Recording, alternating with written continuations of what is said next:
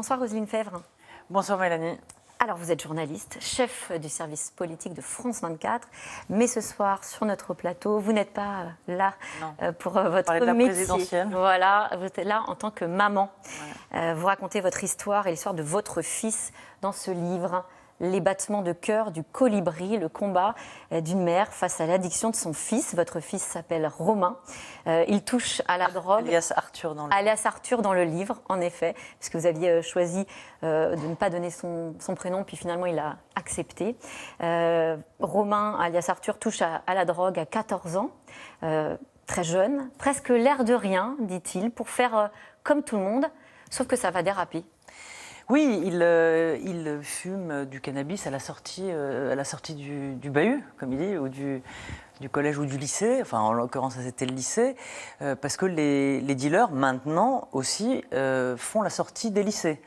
Donc, fumer un pétard, c'est pas grave, on est un peu on plane un peu, on échappe un peu à la réalité qu'on ne veut pas toujours voir, l'école, les devoirs, la compétition, le mal-être qu'on a quand on n'est ni petit ni grand, quand on est micro-méga, qu'on ne sait pas qui on est, quand on veut se faire une bande de copains. Voilà, on fume.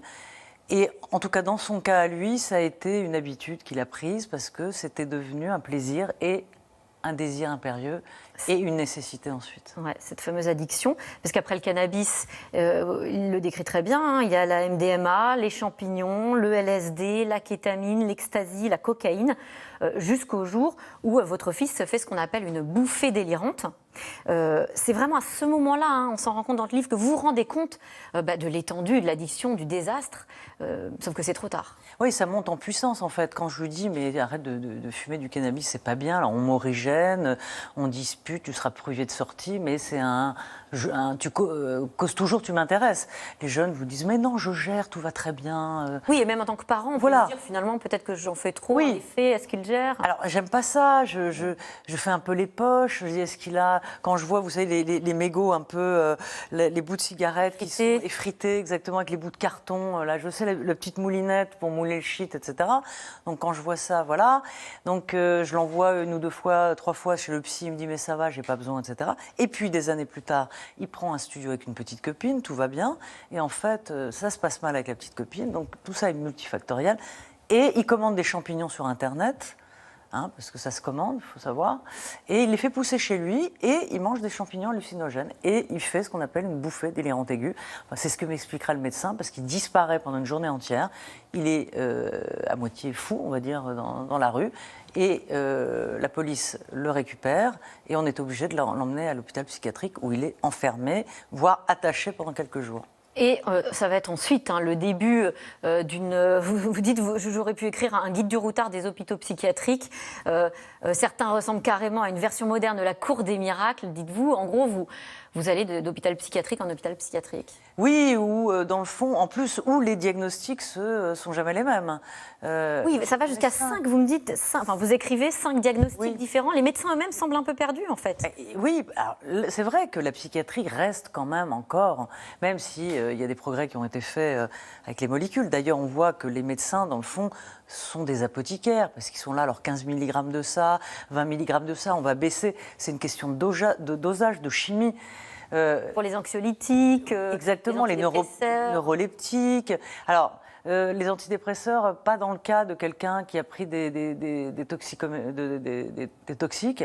Ça viendra plus tard, mais bon, après, ça n'a pas été très... Il faut faire attention aussi. Ça peut déclencher des désinhibitions. Je vais y arriver. Désinhibé. Je crois qu'on a compris. Et donc, voilà, ça c'est compliqué. Donc, oui, la cour des miracles, parce que les malades sont mélangés, pas les mêmes pathologies, pas de place...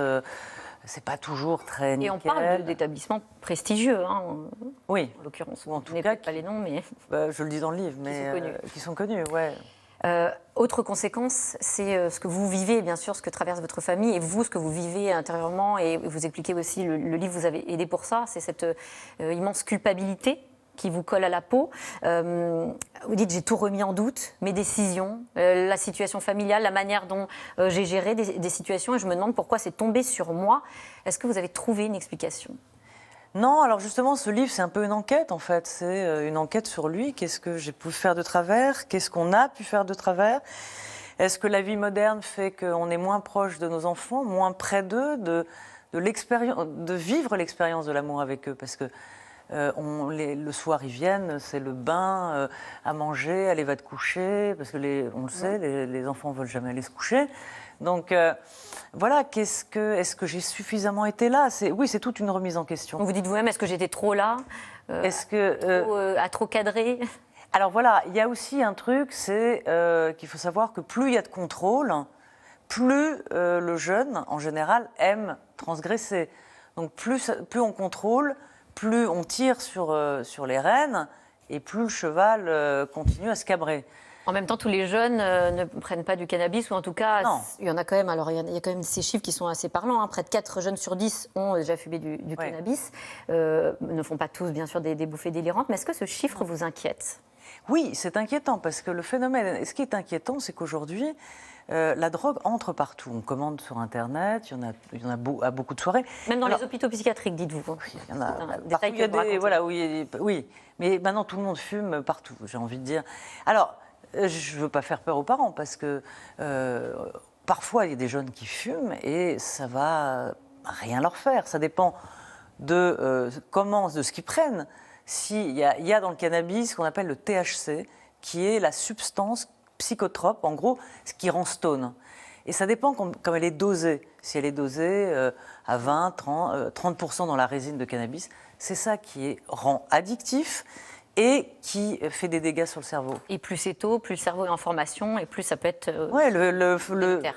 la maturation du cerveau, c'est 25 ans. Donc avant, ça peut être problématique. Et aussi, il y a des jeunes qui fument, ils sont dégoûtés et ils n'y touchent plus jamais. Aujourd'hui, votre fils a 26 ans, comment va-t-il ?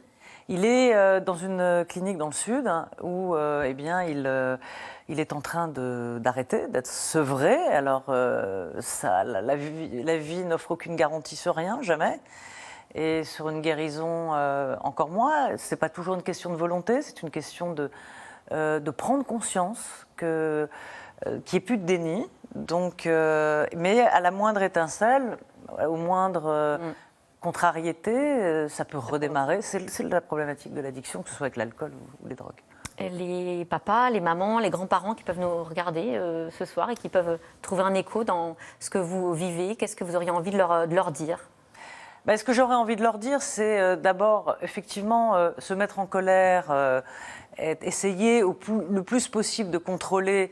En quelque sorte, ça peut parfois être contre-productif. Donc, il faut beaucoup parler, surtout avoir peut-être d'abord parlé avec son enfant, consulter peut-être soi-même quand on est parent pour savoir comment opérer, comment on fait, par quel bout on prend le truc en fait, et surtout à la première lettre, quand même, demander à l'enfant s'il est d'accord pour voir soit un addictologue, soit un psychologue. La plupart du temps, ils ne veulent pas. Mais il faut arriver à parler avec eux, jamais lâcher, pas se mettre en colère. Ça ne sert à rien. Merci à vous. Merci Roselyne Febvre pour ce témoignage poignant que vous retrouvez dans ce livre, Les battements de cœur du colibri. C'est aux éditions du Rocher. Tout de suite, c'est dans l'air. Bonne émission à vous. Merci. J'ai essayé de...